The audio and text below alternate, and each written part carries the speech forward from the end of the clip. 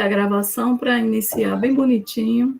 Então, quero desejar boa tarde a todos e todas que estão conosco aqui nessa tarde. Quero agradecer imensamente ao colega Lélio, promotor de justiça de Minas Gerais, por ter aceito participar dessa nossa roda de diálogos. Agradecer a Gustavo, que vai dialogar também com Lélio acerca de um tema tão caro para nós no programa, no direito penal, né, sobretudo nesses tempos atuais, e agradecer ao nosso colega Sven, que deu um tempinho do programa para dar uma respirada, mas continua sendo nosso parceiro.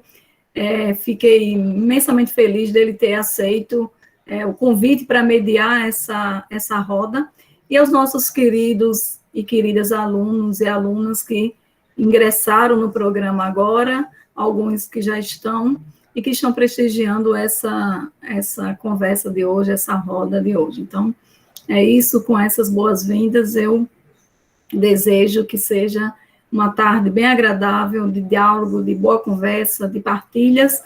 Pedir, professor Sven, que você reserve um tempinho lá antes de concluir a roda, ela tem aí uma duração de 2 horas, para que os presentes possam colocar questões, dialogar com os debatedores, para que seja, de fato, uma roda de diálogos em que vários possam dialogar acerca da temática. Então, é isso, desejo um bom trabalho para todos. Um abraço, beijos. Beijos. Muito obrigado, professora Marlene.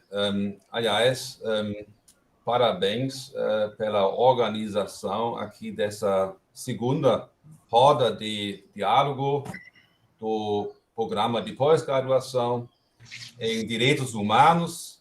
É um enorme prazer estar com vocês aqui nessa sala virtual. Sobretudo, saudar aqui 2 colegas altamente qualificados, o professor Lélio Caião e o professor Gustavo Batista. Eu faço questão de brevemente apresentar aqui os nossos debatedores, antes de certa forma, tentar, de certa forma, gerar uma discussão sobre o nosso tema, a criminologia, né, e a seletividade. Ambos os professores são altamente qualificados, para falar sobre criminologia e, inclusive, sobre a perspectiva da criminologia crítica, né, da seletividade de sistemas de justiça. O professor Lélio Caião é promotor de justiça do Ministério Público do Estado de Minas Gerais, por isso participando de Belo Horizonte, né? Ele é também professor de criminologia da Fundação Escola Superior do Ministério Público de Minas Gerais e autor de várias obras, várias publicações. Vou citar 2 livros recentemente publicados, Princípios de Criminologia, e também um outro livro sobre bullying. Atualmente, ele está elaborando uma super interessante tese de doutorado, mas eu vou falar mais sobre ela daqui a pouco. Primeiro, aqui, muito conhecido, né, entre os nossos discentes aqui, o nosso querido colega, professor Gustavo Batista, professor associado no Centro de Ciências Jurídicas, nosso ex-coordenador, o último coordenador do programa de pós-graduação em Direitos Humanos, também, autor de diversas publicações importantes, né? Por exemplo, aqui está dizendo tudo, né, sobre o problema da seletividade, né?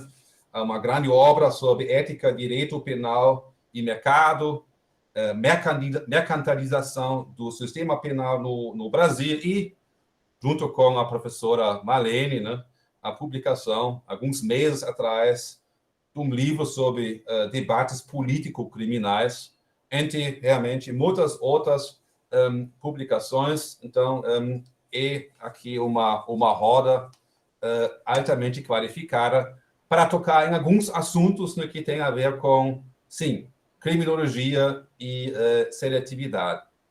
Tipicamente, em nosso programa, né, essa discussão é mais voltada para o sistema prisional. Mas como realmente eu estudei o currículo, inclusive as pesquisas recentes do querido colega professor Lélio, e me chamou a atenção aqui a tese em elaboração sobre criminologia verde e green collar crimes, né? Inclusive aqui uma análise, né, dessa catástrofe que aconteceu perto dele, em Brumadinho, e vou dizer, envolvendo, inclusive, né, uma empresa, vamos dizer, né, o TÜV Süd, né, da Alemanha, crimes ambientais, em geral, representam um campo de pesquisa na criminologia, né, em que nós podemos, de certa forma, demonstrar com a mesma clareza, né, problemas da seletividade. Né? Então, aqui no Nordeste, né, a gente só precisa sair aqui das nossas casas, né, para enxergar logo na rua um crime ambiental, seja o vizinho que fica lá com o passarinho que, na verdade, não pertence exatamente nessa gaiola, né, porque não se trata de um bicho de estimação, resíduos que todo mundo joga, por exemplo, aqui perto da nossa UFB, na floresta. Mas tudo isso, de certa forma, infelizmente, piorou bastante, inclusive por conta dos efeitos da pandemia, né? Porque aqui entra agora a questão ambiental, inclusive os assuntos de natureza social. Acabei de ler aqui num relatório que, por exemplo, quanto à confiscação de animais exóticos silvestres, né, houve um aumento, isso foi nos primeiros 6 meses da pandemia, no ano passado, de quase 500%, né, desses passarinhos que foram confiscados. Né? E é claro que acontece, né? Quem será preso, multado, etc., é aquele, né, que vai, a pedido, né, a encomenda de alguém, de certa forma, tirar esse passarinho da natureza. Enfim, nós estamos atrás de um esquema, né, em que, enfim, araras, iguanas, tatus, etc., milhões e milhões, né, de animais são tirados da natureza, né, para lucrar de uma forma, infelizmente, sustentável, bastante sustentável, né, por conta de uma grande impunidade, né, que, sobretudo, os organizadores desses crimes enfrentam. Aqui, agora, o professor Lélio Braga está dizendo, olha, ele está chegando um pouco mais perto da questão do crime organizado, né, do que da questão dos crimes de colarinho verde, né? É verdade, essa discussão sobre antiga na criminologia, né, sobre os chamados white and blue collar crimes, né, uma discussão dos anos, fim dos anos 30, né, ela foi introduzida para dizer o seguinte, né, que pessoas, né, que gozam de alto prestígio, né, que comandam empresas, né, que têm influência econômica e política, mas são raramente identificados como criminosos e menos ainda, enfim, punidos. Né? Essa é a discussão antiga, e essa discussão sobre green collar crimes me parece ser, claro, uma discussão mais recente, né? E uma das minhas perguntas, que eu já tenho aqui ao nosso professor convidado, professor, é até que ponto nós podemos realmente trabalhar esse conceito que, a partir de exemplos concretos aqui, não somente Brumadinho, eu penso muito, como alemão, de certa forma, o alemão, o mundo inteiro pensa muito na questão da Amazônia nesse momento. Né? E o que a gente está observando é lá um narcofazenderismo, né? Porque a gente sabe exatamente, né, que a questão do gado, fazendas, né, serve não simplesmente, né, para o transporte, no piso de aviões de pequeno porte, para transportar drogas, mas inclusive, né, para lavagem de dinheiro, para reinvestir dinheiro, né? Então, qual é a linha divisória, enfim, né, conceitualmente falada, né, entre crime organizado e aqueles crimes, por favor, explica que a gente pode ou deve, de certa forma, chamar crimes de colarinho verde. Seria essa uma pergunta inicial que talvez possibilita, de certa forma, introduzir, né, sobre uma determinada indagação a essa grande temática. Beleza. Professor Gustavo, o senhor quer falar alguma coisa antes? Para a gente começar a falar? Não, só agradecer, né, você ter aceito o convite e a presença aqui do professor Sven, que está, por enquanto, mediando, mas tem grandes contribuições numa pesquisa intensa que vem desenvolvendo sobre tráfico de pessoas, então também na tônica das discussões do protocolo de Palermo, né, nessa questão também das organizações criminosas, e é muito bom estar com vocês essa tarde aqui, os três, né?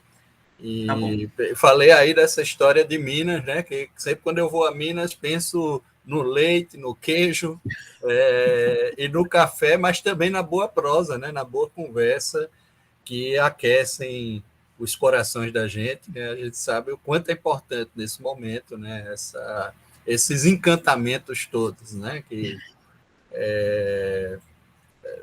nos são trazidos, né?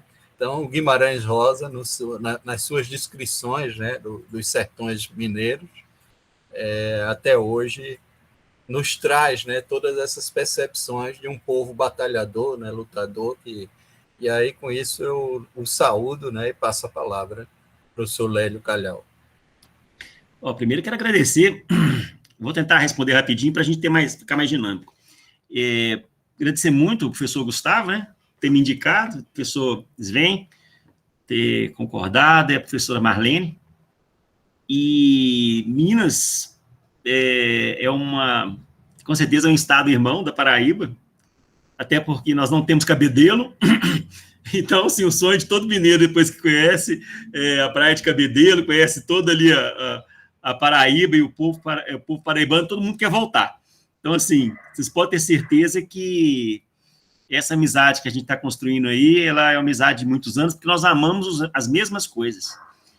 E eu quero, assim, para iniciar, falar desse trabalho fantástico, né, que os grupos de pesquisa, o Moinho, eu não sei, eu peço para o professor Gustavo me ajudar com as iniciais, mas eu confundo ainda. É o Moinho Jurídico, o Moinho né? Jurídico, GEPOC. GEPOC.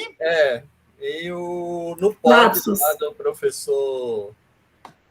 o Lapsus, né? Lapsus. Que é o Laboratório de Subjetividades. No pod de Luciano Nascimento. E tem o professor Sven também com a pesquisa, né, no tráfico. Exatamente. Então é o seguinte, eu permito-me, na próxima vez eu vou acertar as iniciais, mas eu quero que você saiba o seguinte, o que o Brasil mais precisa hoje é das iniciativas como a de vocês. Vocês que estão ajudando a ciência do Brasil ir para frente. E eu falo uma coisa com vocês, eu tenho conversado muito com os colegas do Ministério Público. A gente tem grandes avanços se nós nos aproximarmos e mantivermos diálogo com a academia, para trocar ideia, para que o sistema da justiça criminal seja melhor, erre menos. O que é mais triste no sistema da justiça criminal, já entrando na resposta, professor Gustavo, é que a gente erra, e amanhã a gente erra de novo, e depois erra de novo. Parece assim que é uma máquina que ela não é feita para funcionar direito. A impressão, a percepção que nós temos é essa. Por quê? Porque os erros vão acontecendo. Novamente, tudo que vai para a imprensa, nossa, meu Deus, está acontecendo isso no sistema criminal. Olha, não é possível que as pessoas não saibam o que está acontecendo. As pessoas estão vendo que o processo não está funcionando. Então, eu já entrando nessa resposta, eu quero falar para vocês o seguinte: nós temos um grande desafio na questão ambiental aqui no Brasil. Primeiro, eu vou só falar para vocês aqui uma pergunta que eu fiz ao professor Luiz Greco. Ele teve recentemente no meu canal, e falando sobre direito, eu fiz um seminário em parceria com a UFMG, sobre direito penal econômico. E no final da fala dele, eu perguntei, né, ao professor Luiz Greco, como é que está o direito penal ambiental na Alemanha? E aí ele falou assim: Lélio, o direito penal ambiental na Alemanha, poucas pessoas estão escrevendo sobre isso. E eu confesso para você que parece que poucas pessoas, menos ainda, estão escrevendo. E ele falou assim, que o direito penal econômico acaba que está assim, assumindo. Ele falou assim: olha, eu conheço alguns autores mais antigos que vão aposentando devagarzinho, não vai entrando gente no lugar parece que não está dando seguimento, porque aí ele não soube explicar por que está começando. Ele falou que o direito penal econômico está crescendo e está ocupando esses espaços do direito penal ambiental. E aqui no Brasil, gente, eu tenho que dizer para vocês que a gente nem isso nós tem.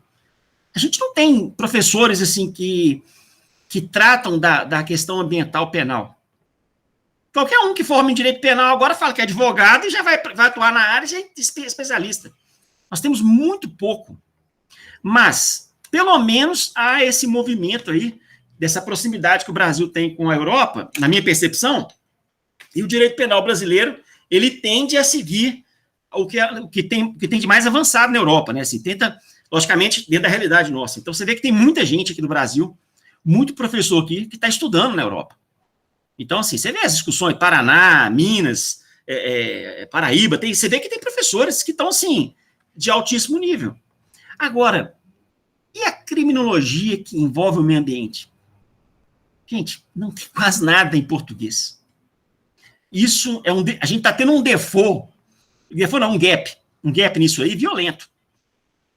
Com muito custo, eu consegui convencer o doutorado aqui do Helder de incluir a criminologia verde no cronograma de matérias.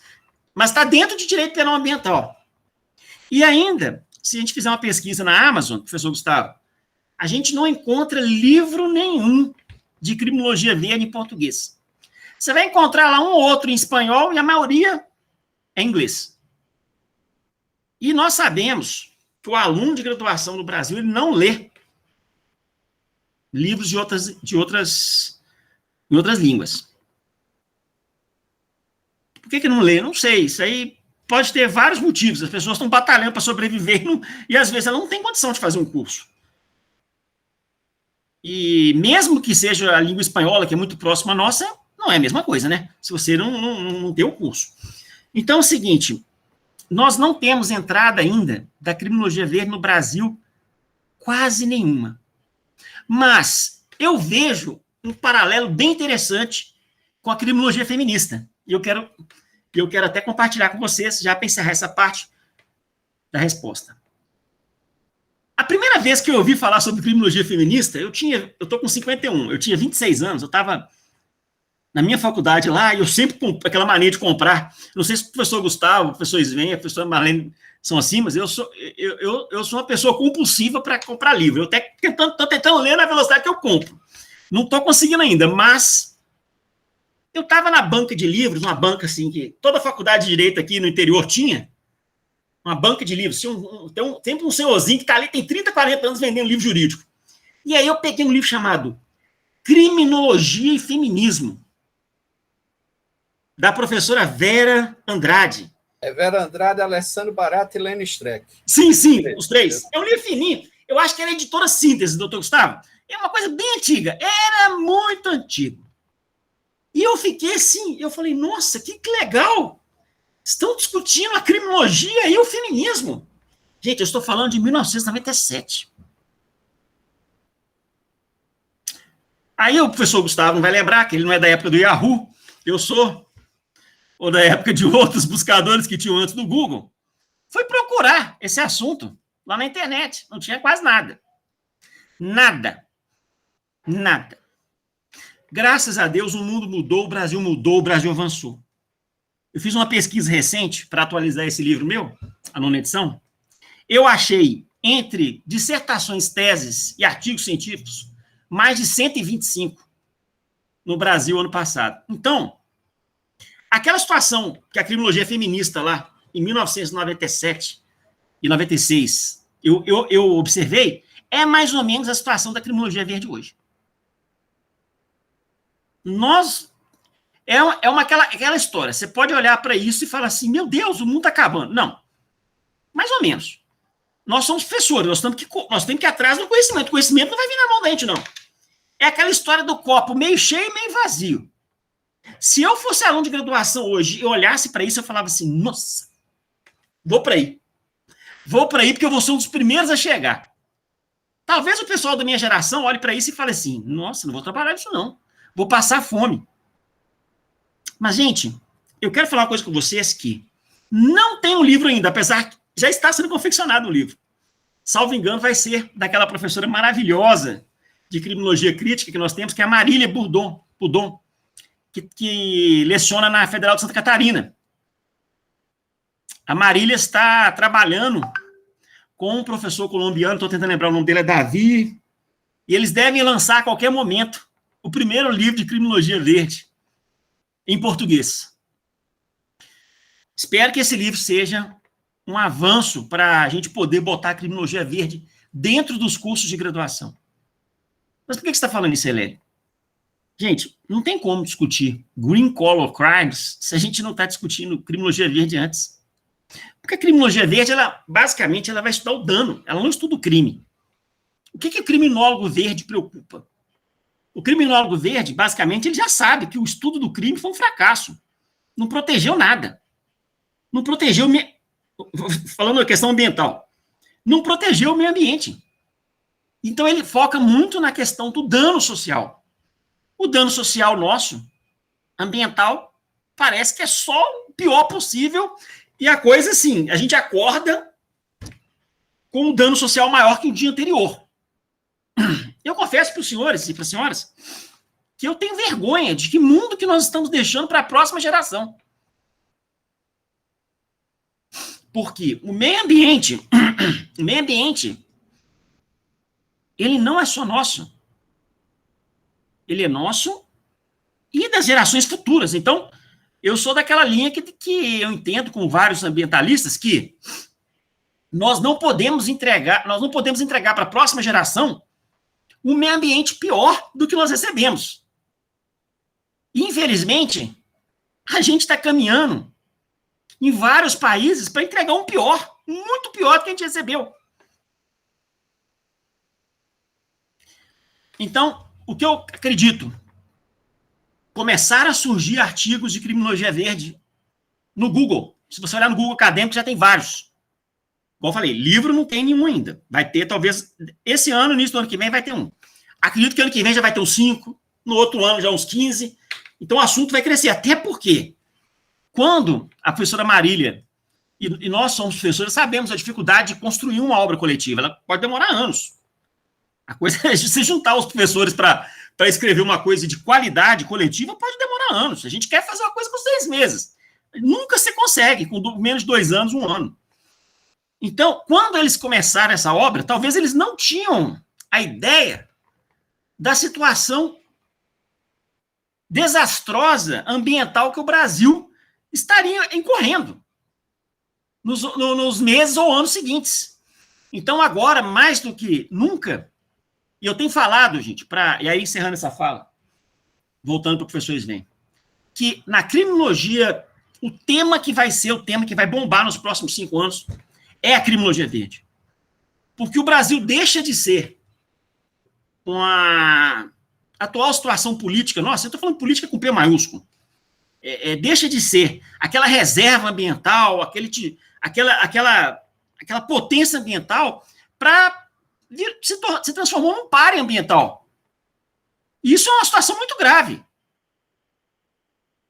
E, infelizmente, acabando aqui, a gente não vai conseguir evoluir com green collar crimes enquanto a gente não tiver um ambiente mais desenvolvido.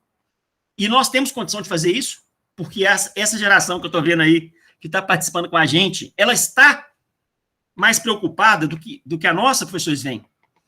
É muito interessante, eu estou com 51 anos. Quando eu vou comprar uma ação, é lógico que eu tento não comprar nada que que vá um pouco contra os meus princípios. Mas uma pessoa jovem, a maioria não compra.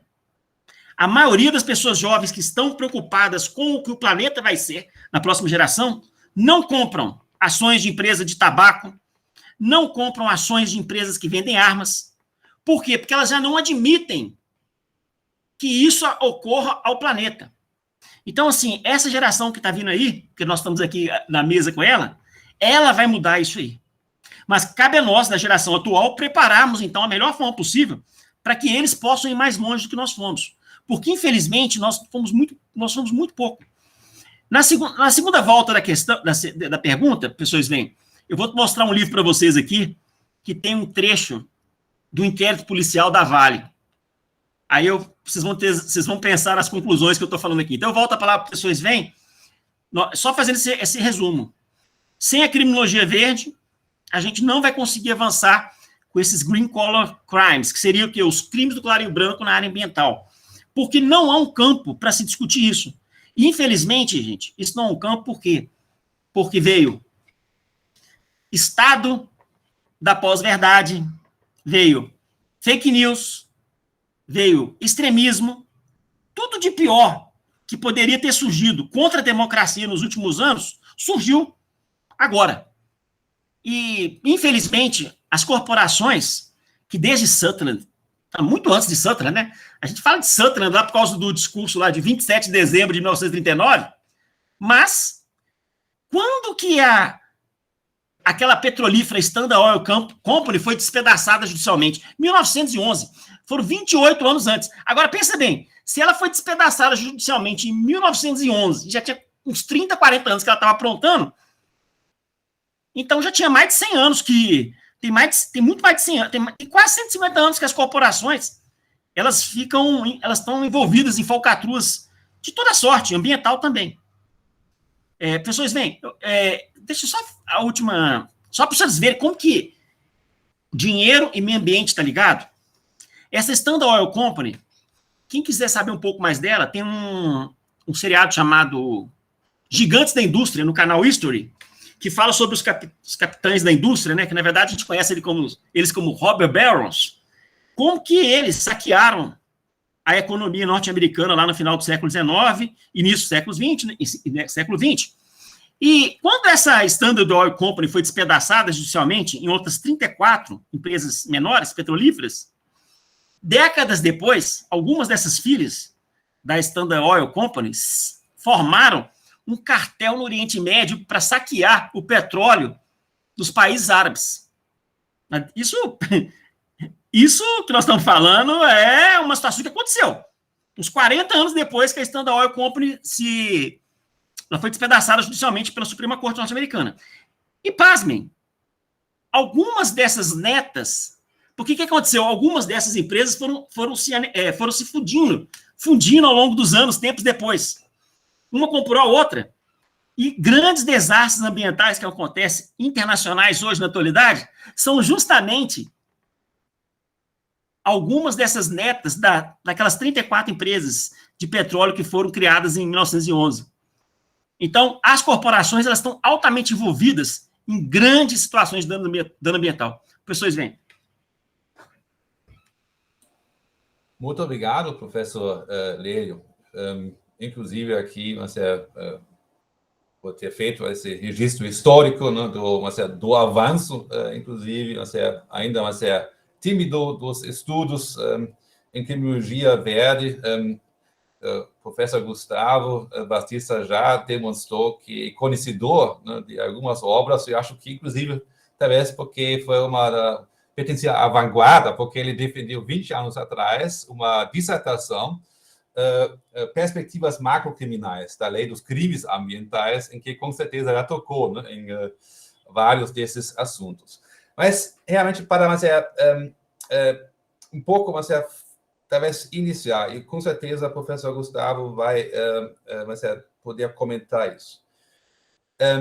Nós temos a discussão sobre tradicional, super antiga, né, sobre os crimes de colarinho branco, né, que não hoje em dia se fala mais de realmente criminalidade econômica, né?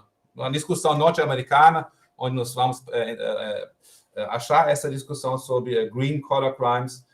Nós temos, sobretudo, hoje em dia, a gente fala mais sobre crimes corporativos, né? Porque são as corporações, que são as empresas que seriam, né, os delinquentes, né, principais.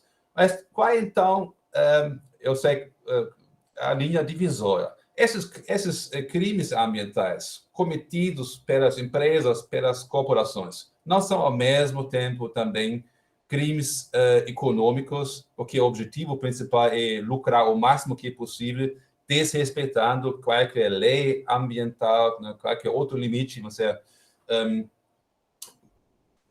Como fazer essa delimitação?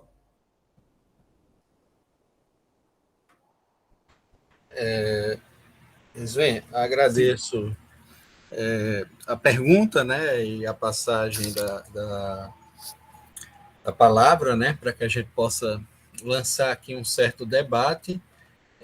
Vou pontuar algumas questões. Como você bem tratou, de fato, a minha dissertação de mestrado foi na temática dos crimes ambientais, foi tratando das perspectivas macrocriminais, essa perspectiva da macrocriminalidade, que, diferentemente do microcrime, dentro daquela perspectiva cotidiana da sua ocorrência, da vitimização determinada, ela gera alguns elementos mais corporativos, organizados e permanentes, né, na produção criminal, incluindo aí a participação de empresas, de corporações, de governos, né, nessas práticas, e a produção daquilo que a gente chama de vitimização difusa ou indeterminada.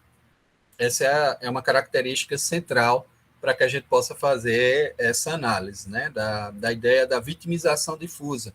Inclusive, na perspectiva da própria vitimização indeterminada, da vitimização futura, principalmente na questão ambiental, porque o dano ecológico ele se transfere para outras gerações. Então, existem vítimas que nem nasceram ainda, mas já são vítimas da produção desse dano e da irreversibilidade em alguns contextos. Né, o dano ecológico normalmente tem essa característica da irreversibilidade.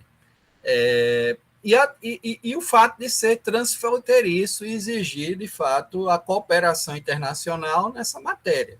Não é? Ou seja, o dano ecológico não vai se vincular exclusivamente a um território específico ou a um único país, e exige uma cooperação para lidar com o problema do meio ambiente. Daí o porquê a gente tem que construir marcos internacionais importantes, né, para que a gente possa lidar com o problema. Então, tudo isso, de certa maneira, a gente meio que descreve lá na tese, mas eu meio que abandonei algumas questões centrais que estão ali, e aqui eu vou começar um pouco a dialogar, né?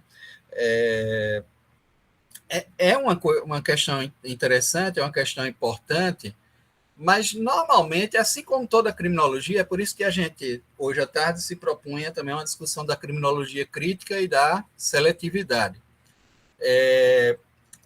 A criminologia crítica, ela surge exatamente de uma indagação sobre o que é o crime, propriamente, né? O que é que origina o crime. Até então, a criminologia positivista, a criminologia posta, ela partia do pressuposto do crime como um elemento dado, naturalmente, não fazia nenhum questionamento sobre a definição política do crime, partia daquilo ali como algo posto, natural, normalizado, consensual, ou seja, também era uma criminologia que adotava um modelo social consensual, né? Ou seja, de que aquilo se tratava de um consenso. E aí, quando você muda um pouco a abordagem, começa a observar que o crime, na verdade, é uma invenção política, que a criminologia contribui muito para inventar o crime, ou seja, ela tem um papel nesse sentido, né, da invenção do crime, e que, dentro dessa definição política, também se define as categorias ou os grupos que nós queremos ver reprimidos ou submetidos ao controle social. Portanto, as criminologias, até então, né, elas tinham, na realidade, produzido mais grupos vulneráveis e submissos, né, a esse controle, do que produzir emancipação ou condições, né, das pessoas superarem o conflito ou superarem aquele problema. Na realidade, ela serve muito mais para gerar o potencial de seletividade, né, desse sistema. E aí a criminologia crítica muda essa abordagem exatamente para demonstrar esse problema, né, que na realidade essa criminologia tradicional trabalha isso como uma patologia, como algo, o desvio dentro de uma perspectiva patológica, onde havia a possibilidade de, talvez, gerando-se o controle, e é por isso que, muito sabiamente, o professor Lélio Calhau colocou aqui de que parece que a gente vai correndo atrás e não consegue resolver absolutamente nada. Existe uma circularidade dos problemas, e a gente não consegue realmente dar uma resposta adequada, porque, na realidade, o sistema muito mais funciona para comunicar essa hegemonia, né, de grupos sobre os demais, ou seja, comunicar como essa dominação se estrutura, do que propriamente para resolver o problema, ou seja, não há esse interesse. E aquele meu olhar jovem ali, na década de 90, quando eu escrevi essa dissertação, que já foi ali submetida a um primeiro crítico ferrenho, que já veio para a minha banca, que foi o professor Salo de Carvalho, né? Ele teve na banca de dissertação e contribuiu muito, exatamente pelas críticas que ele formulou, e algumas de um caráter bem destrutivo com relação ao trabalho, e isso é importante para qualquer trabalho científico. Essas contribuições me fizeram ver que eu ainda estava muito nessa perspectiva patológica, né? De que eu tinha que dar conta, por intermédio do direito penal, desse problema ambiental, desse dano ecológico, e a gente precisava criar categorias de controle que ofertassem, né, algum tipo de resposta para essas questões. E a ideia era muito etiológica, dentro daquela perspectiva de que condutas, e aí você vai para a perspectiva do perigo. E nessa época, professor, já tínhamos muitos textos, né, do direito penal ecológico no Brasil e no mundo inteiro, ou seja, Echevarria, lá na Espanha, Silvina Batigalupo, que já tratava da responsabilidade penal das pessoas jurídicas, dos entes coletivos, né? Tinha um dos discípulos lá do Dominique Carreau, na França, também trabalhando la responsabilité des cadres de région dans le monde des affaires. Um capítulo do texto é exatamente sobre a responsabilidade das empresas, dos dirigentes no mundo dos negócios. Um capítulo era exatamente sobre a questão ecológica, sobre a questão ambiental. Então, nós tínhamos, sim, na década de 90, e a nossa lei 9.605/98, ela tratou da matéria. Então, tinha os textos do professor Herman Benjamin, que é um dos articuladores dessa legislação, de origem no Ministério Público, né? Hoje é ministro lá no Superior Tribunal de Justiça. Então, nós tínhamos uma série de contribuições interessantes, mas todas buscando criar o modelo de conduta adequado para a repressão que se antecipasse, já que a ideia era o seguinte: o dano ecológico, uma vez que ocorra, é basicamente irreversível, e aí eu preciso criar o que a gente chama de perigo, ou seja, dos tipos de perigo para lidar com esse fenômeno. E aí a perspectiva era, no gerenciamento dos riscos, que criar hipóteses de perigo abstrato. Era sobretudo isso, criar hipóteses de perigo abstrato. E olha o risco para esse perigo abstrato. Na época, eu, estudante recém-saído, achava que a solução realmente era por aí, ou seja, o dano ecológico, se ocorrer, ela vai gerar um grau de reversibilidade que se faz necessário a gente atuar com a abordagem do perigo abstrato.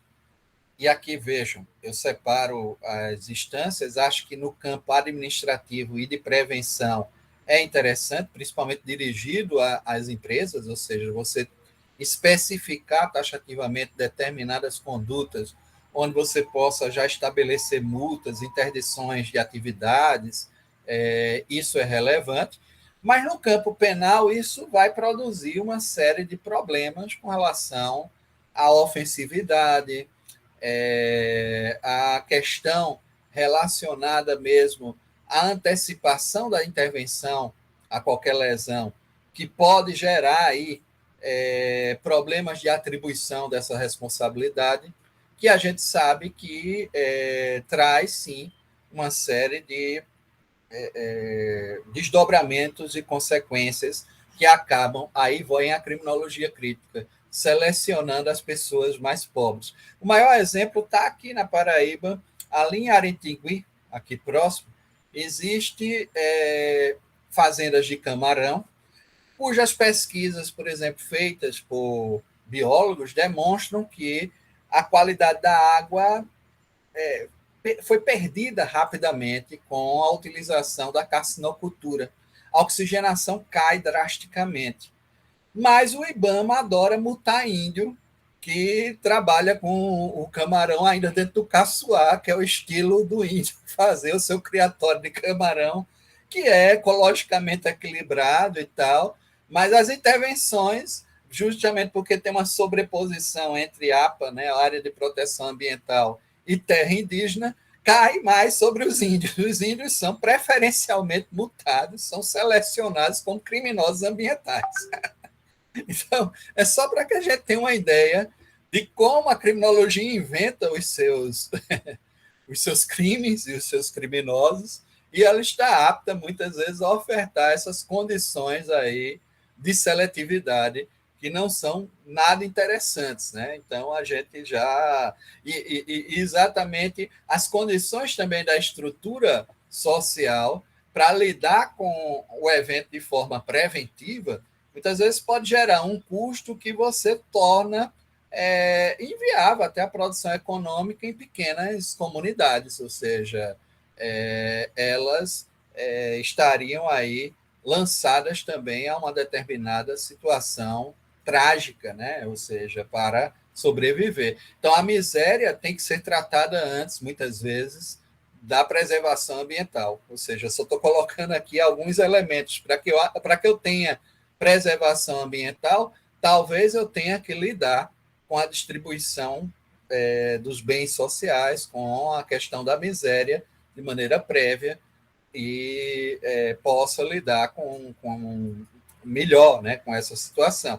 E realmente preservar alguns ambientes de comunidades tradicionais, porque normalmente aquilo que a gente leva... Aqui me lembra muito o trabalho, Sven, do professor Ip Thompson, né, Edward Parker Thompson, num texto fabuloso, Senhores e Caçadores. Uma das primeiras leis ambientais criadas no mundo foi exatamente a Lei Negra de Waltham, que buscava punir caçadores e depredadores das florestas, já que as florestas, em tese,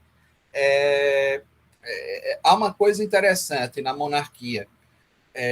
Os bens na República pertencem ao público no contexto abstrato, a todos, mas estão ali na proteção do Estado, mas na monarquia são tesouro real. E aí houve uma questão muito interessante que produz o cercamento na Inglaterra. E vejam como a lei ambiental ela pode ser utilizada sobre esses aspectos igualmente, de como mudar, né, o perfil econômico, de como as coisas se produzem economicamente. Então, sobre o pretexto de protegerem os cervos, né, os cedros, os carvalhos ingleses, e proteger o meio ambiente, essas florestas foram consideradas patrimônio do rei, pertenciam ao Tesouro Real. A primeira questão que isso faz é deslocar a competência para a resolução dos conflitos. Geralmente, os conflitos num determinado território eram resolvidos pelo júri local, que era presidido por um magistrado, né, que convocava a apreciação desses conflitos, os membros da própria comunidade, para lidar com aquele fato. Mas, quando o conflito passava agora a ter natureza de um dano ou uma lesão ao Tesouro Real, ele foi deslocado para a competência de Londres, ou seja, para a Procuradoria do Tesouro e a magistratura envolvida na proteção do Tesouro Real. Então, você já expropria o conflito que era da comunidade para um outro ambiente. Isso é uma forma inteligente de se produzir essa retirada aí do conflito local. Uma outra questão,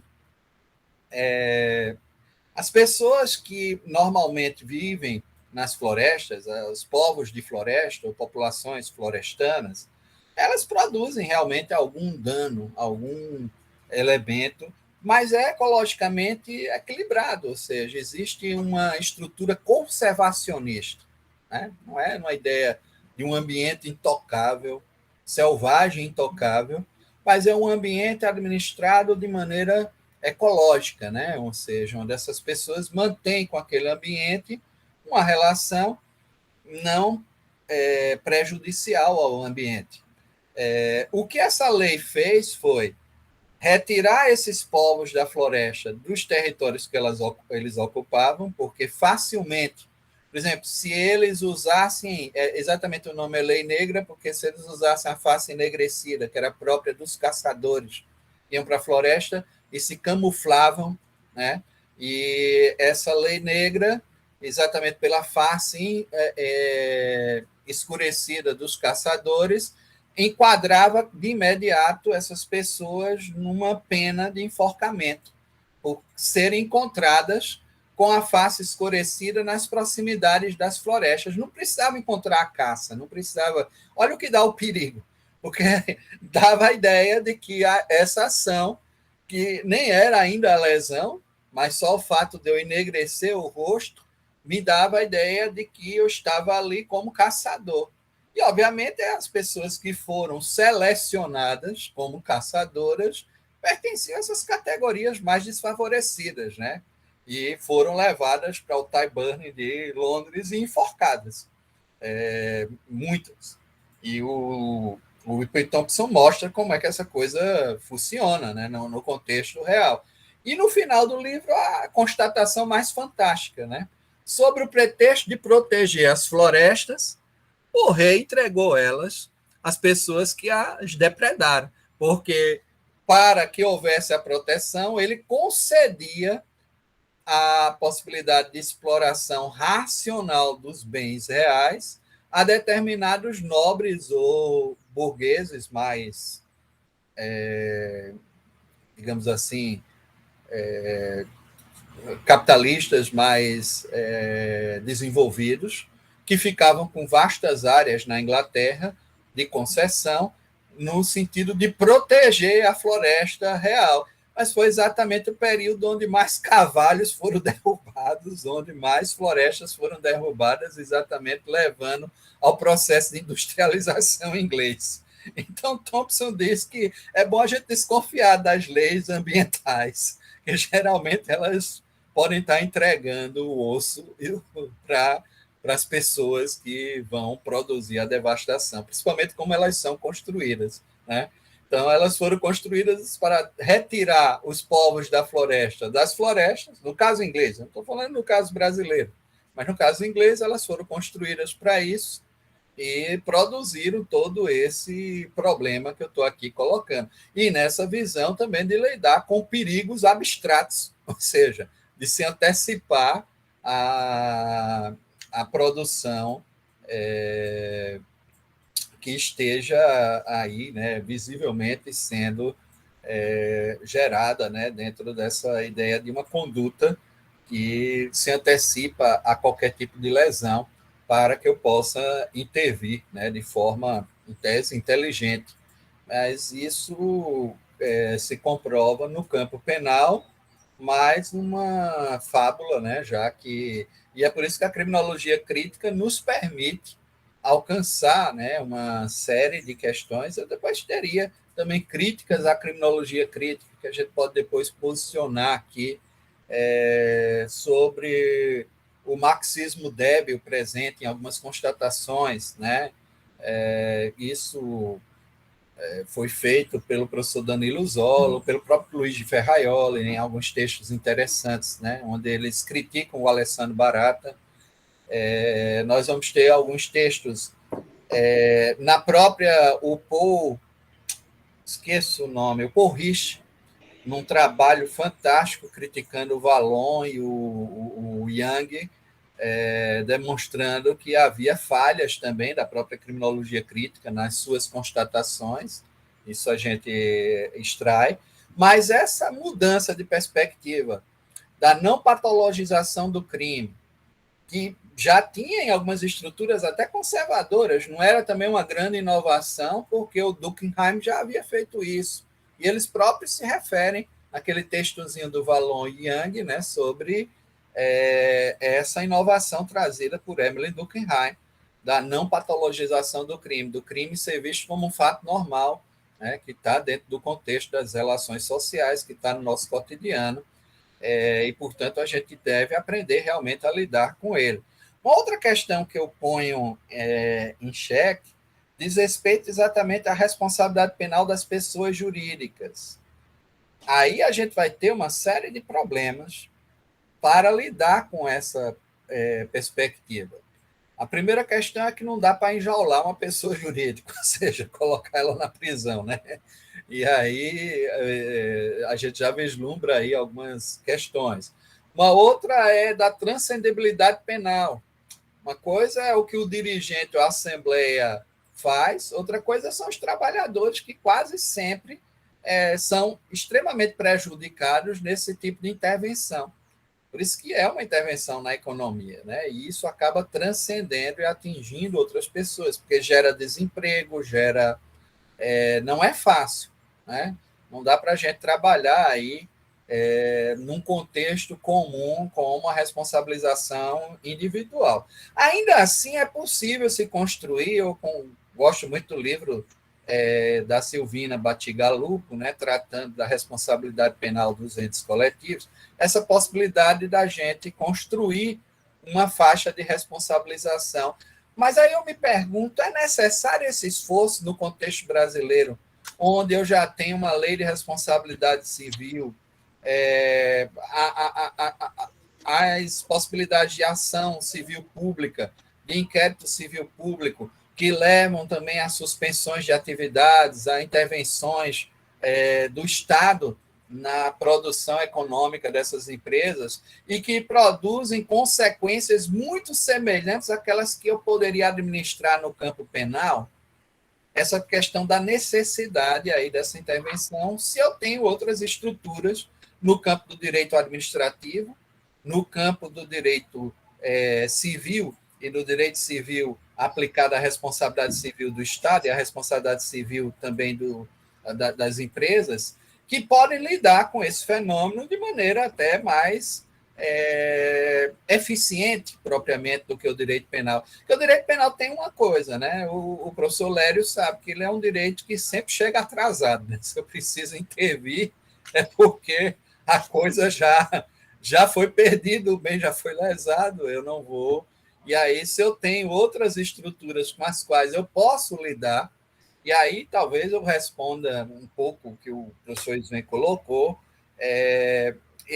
eu acho, sim, que tem muito a ver com a ideia da criminalidade econômica, com os abusos do poder econômico, mas tem a ver com a questão social em que nos encontramos e nos envolvemos. Na semana passada tivemos uma defesa de dissertação, de tese, né, muito interessante, de um aluno que está tratando do problema relacionado às relações de trabalho em operadores de telemarketing.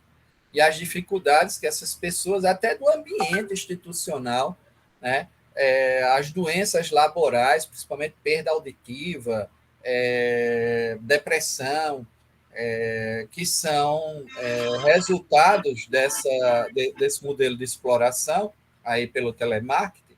E uma coisa interessante é a própria descrição do ambiente, que é tipo um panóptico mesmo, né? Ou seja, como essas pessoas são submetidas a uma vigilância constante, né? E está ali. Então, ele trouxe algumas fotos das estruturas que demonstram, né, essa questão.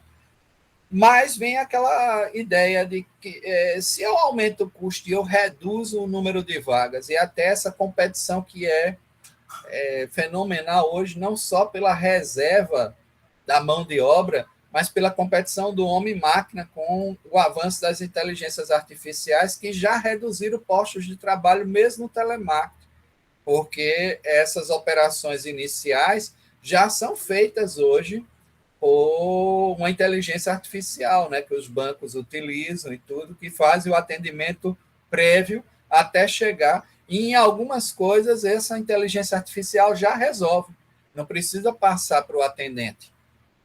E isso já é um elemento de desemprego, né, que vai vai aumentando. Então, qual a boa dosagem aí para intervir nesses abusos da exploração econômica, né, e da exploração sem gerar mais desemprego, por exemplo? Essa é a grande questão que ele tem colocado. Porque também, se você aumentar em demasia o custo, essas pessoas vão para o olho da rua, porque se eu conseguir que a máquina avance nessa possibilidade de comunicação, de interrelação, aí, e olha que já era um emprego considerado um pouco mais qualificado do que o proletário comum, né? É o chamado infraproletariado, que é essa turma que está dentro dessa perspectiva, e isso tem que passar pela discussão de desenvolvimento econômico, de como a gente vai estruturar muito bem essas relações.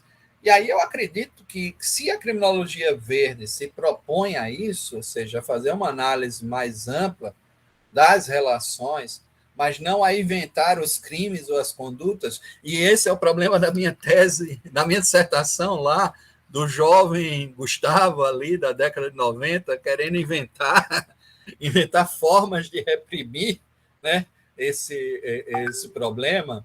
Aí, se eu pudesse voltar, eu refazeria tudo, né, nesse sentido de não buscar mais essa perspectiva de intervenções, né, mas talvez de denunciar o problema e demonstrar canais, talvez, de restauração, de como...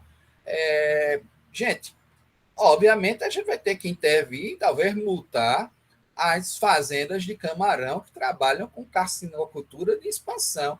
Mas essa questão aí com os índios tem que ser repensada, ou seja, eu preciso criar novas formas de fazer, talvez, e pensar também numa pedagogia ecológica, numa pedagogia ambiental, essa perspectiva da educação para o meio ambiente, da educação ambiental, que vai produzir um aprendizado mais contínuo, e aí ela serviria de ponte, né, para que talvez essa cultura que é conservacionista e que não fere o meio ambiente, que é a dos índios, que é a dos povos da floresta, que sejam o grande aprendizado, o grande elemento que a gente tem que ir lá buscar para tentar uma produção mais racional, menos agressiva ao meio ambiente, menos. E aí eu preciso, na realidade, criar aí canais, né, de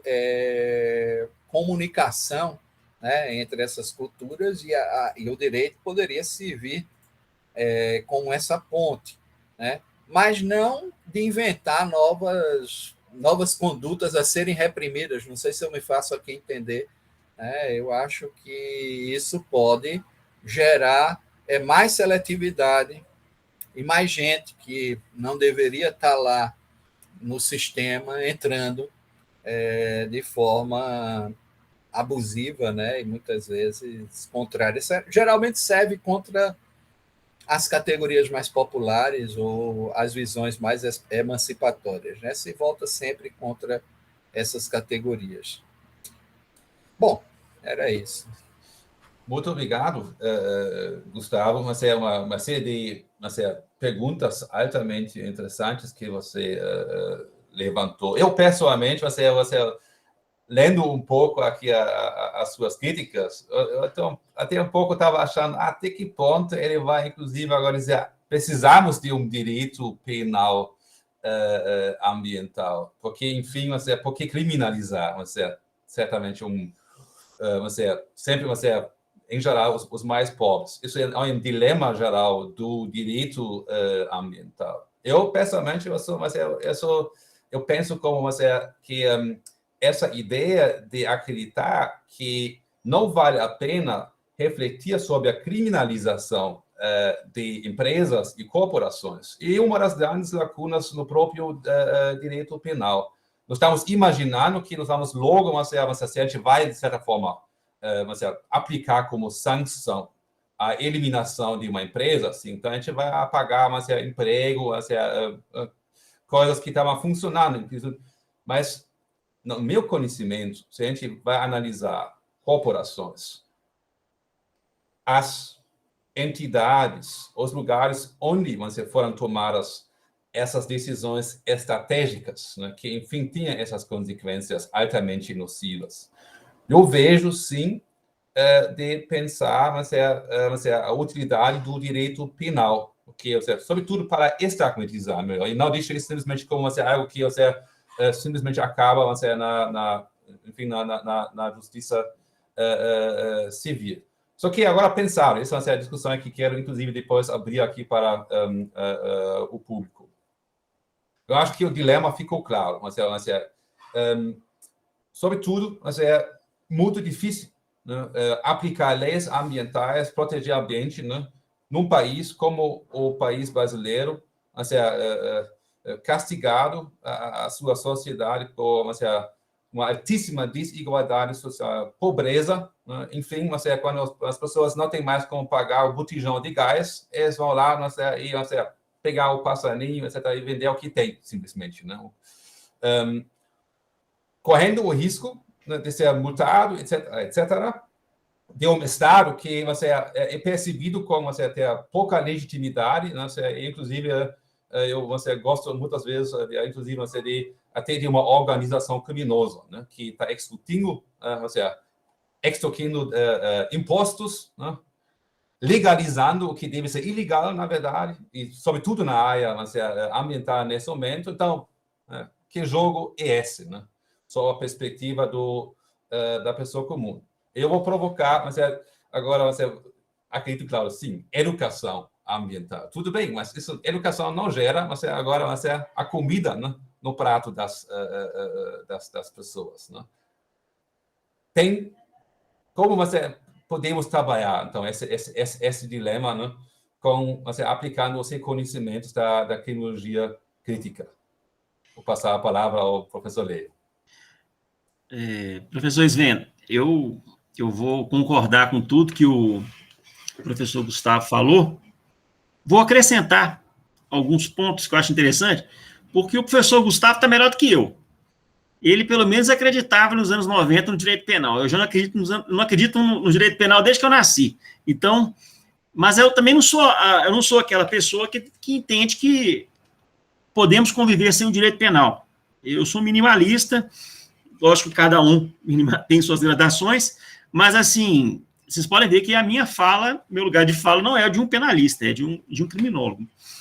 Mas o professor Gustavo está tão certo sobre o que ele falou aqui sobre a questão dos índios. Eu vou compartilhar com vocês aqui uma foto que ela está na mídia, ela está sendo divulgada na mídia aí.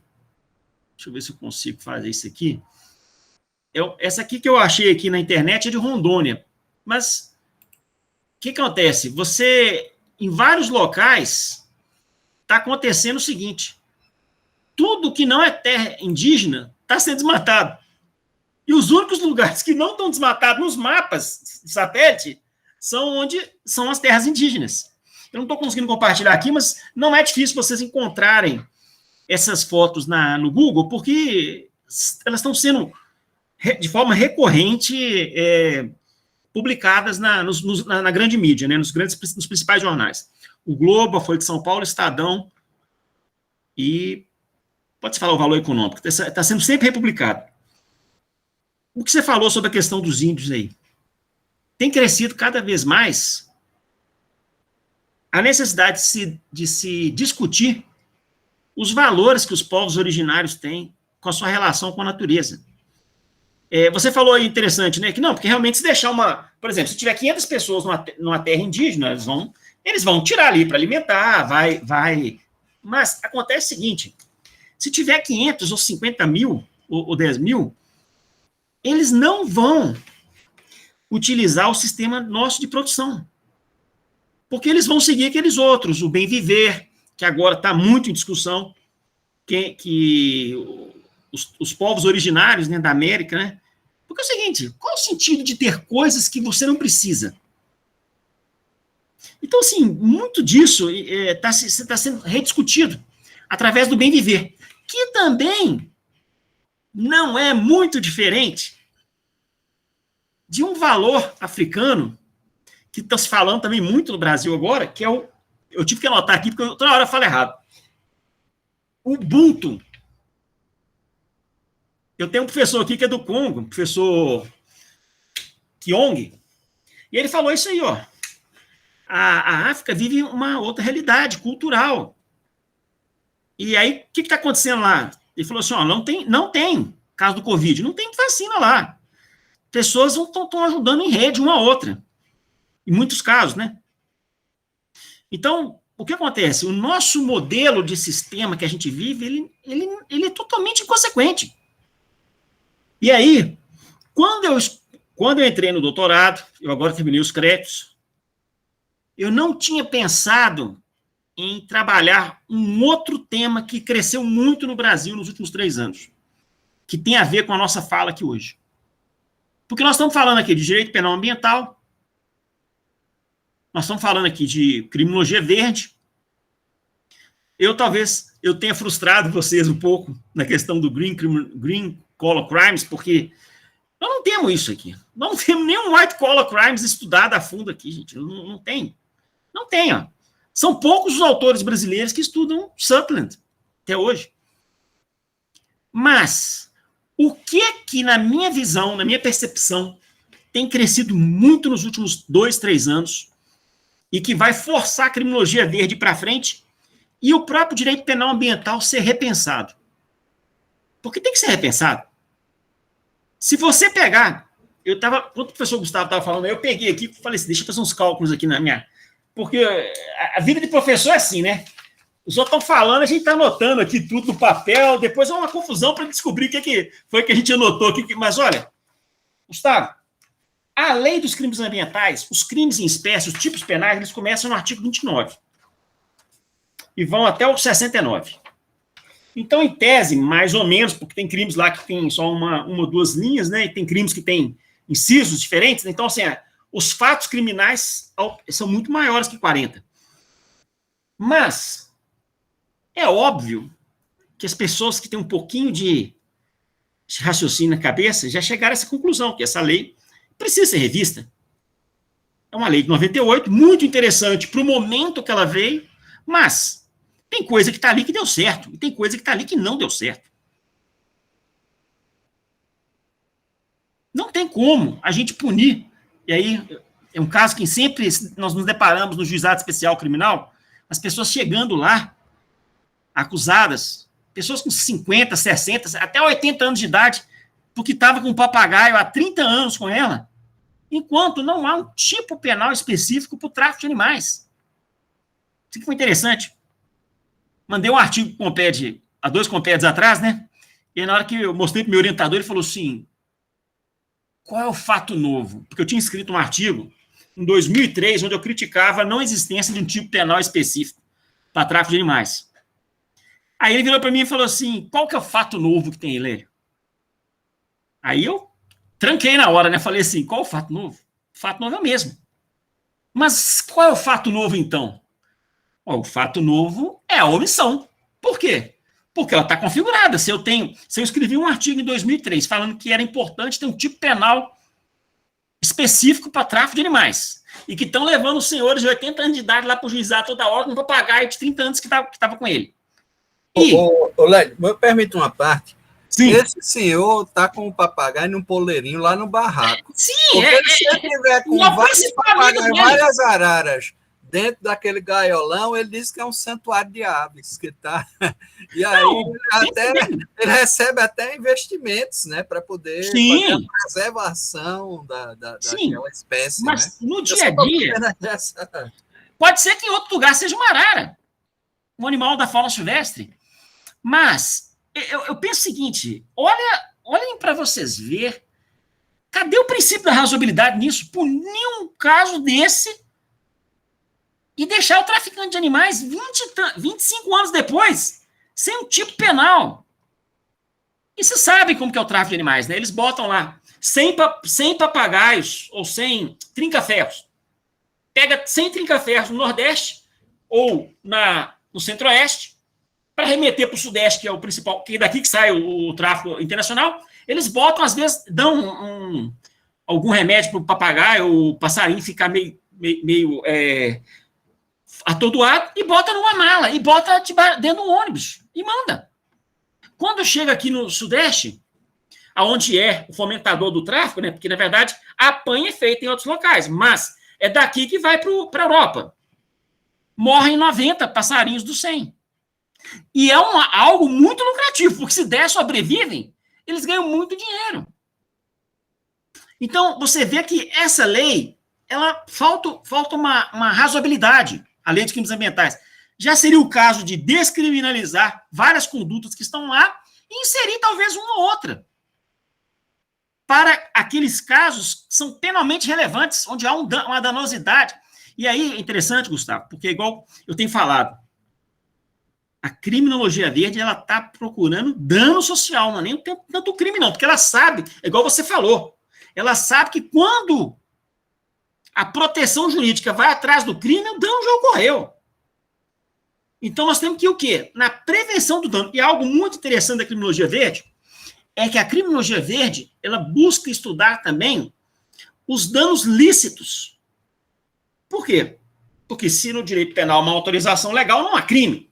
Mas a criminologia verde, ela sabe que, muitas vezes, os estados estão envolvidos nos danos ambientais. Então, ela recomenda que se estudem todos os danos, mesmo os que são realizados com autorização de lei, de licença, do que for que seja. Eu duvido que esse desmatamento que está acontecendo no Brasil, várias situações, eu duvido que não tenha uma licença ambiental no meio, autorizando, talvez não a área toda que foi desmatada, mas cadê o Estado para fiscalizar tudo que tinha que ter sido? Não há. Então, a criminologia verde, ela busca, talvez por conta do princípio da precaução, que é o princípio do direito ambiental, ela busca... Vai ter gente que vai chiar. Nossa, meu Deus, isso aí é direito penal do inimigo, está antecipando a punição. Não. Primeiro que é o seguinte, se há condutas penais que elas não são relevantes, não deveriam estar criminalizadas, a gente tem que ter um amadurecimento para discutir isso sem extremismos, e descriminalizá-las. Não há sentido de manter. Porque se você mantém, não sei se o doutor Gustavo concorda, o doutor Isnei concorda, se você mantém uma conduta penal que não é relevante, além de todos os problemas dogmáticos que tem, do princípio da falta da ofensividade e tudo, você está gerando uma descrença para o sistema da justiça. Tipo, dano culposo lá para plantas ornamentais. Isso aí. Esse aí é o primeiro que já era pra, isso aí eu não sei como que o Supremo não falou que isso é inconstitucional até hoje. Já era para ter retirado esse tipo penal do ordenamento. Mas o que acontece? Nós temos, então, a criminologia verde, que está vindo aí devagar. Não tem ainda discussão de crimes do colarinho verde no Brasil, embora eles existam.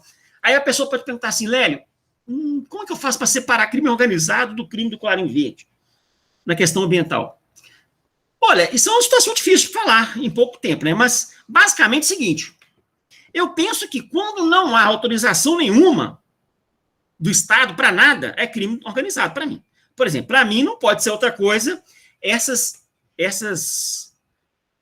invasões às terras indígenas pelos garimpeiros com 50 máquinas, 50 escavadeiras, com dinamite. Isso aí, para mim, é crime organizado. Por quê? Primeiro que tem que ter muito dinheiro para fazer isso. Não é o garimpeiro que está ali com a aqui em Minas tem muito disso, né? Aquele garimpeiro que está com a pazinha ali, que está fazendo um buraco, e eventualmente acontece uma tragédia que o buraco cai e ele morre. Nós não estamos falando nisso. Nós estamos falando de muito dinheiro. Então, crime organizado, para mim, seria mais ou menos isso. Seria, na questão ambiental, seria aquela coisa que está visivelmente na cara que é ilícito. Não pode ter garimpo em terra indígena. Então, se você encontra 50 escavadeiras numa terra indígena, com a pessoa usando helicóptero, avião e coisa assim, para mim é crime organizado. A tendência é ser um crime organizado ambiental. Já o crime do colarinho branco é algo que é feito nas sombras. E, no geral, dentro de estruturas lícitas. Eu vou deixar aqui para vocês aqui, que é bem interessante, uma sugestão de leitura. Esse livro aqui é um livro que traz fotos do inquérito policial de Brumadinho, do desastre de Brumadinho. Eu até vou entrevistar esses autores aqui no meu canal, mês que vem, mas o que eu achei mais interessante disso aqui são as peças. Gente, eu queria só registrar aqui a presença do meu amigo Luciano Nascimento aqui, está aqui. E aqui tem peças. Depois passa o nome dele completo. Sim, eu vou, quando voltar a palavra para você, Gustavo, se o professor permitir, eu vou escrever no bate-papo aqui para vocês o nome dos livros. Gente, tem conversas aqui de gerentes e gerentes da Vale, onde eles estão discutindo o nível de proteção das barragens. Mas o nível está baixo. Não, mas tem um autor lá no Cafundó que fala que o nível pode ser esse. Mas está todo mundo falando que... Não pode, não é um nível de segurança que a gente... Não, vamos... Gente, se vocês verem os e-mails que tem aqui nesse livro aqui, vocês vão ficar aterrorizados. Isso aqui, para mim, é crime do colarinho verde, que aconteceu aqui. Porque são estruturas lícitas que estão trabalhando na sombra para atender objetivos capitalistas, objetivos objetivos maiores, né? E acontece uma tragédia.